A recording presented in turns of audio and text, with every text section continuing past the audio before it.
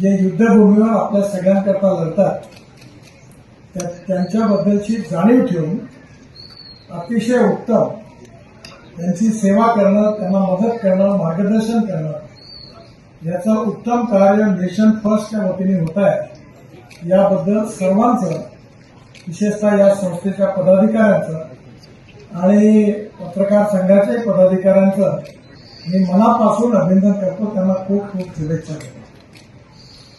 आपल्या इथे अनेक संस्था आहेत, परंतु त्या संस्थांमध्ये काम करत असताना विशेषतः सामाजिक जाणीव आणि राष्ट्रीय जाणीव ही बाळगून त्या प्रकारचा व्यवहार सगळेच जण करतात, हे काही खरं नाही।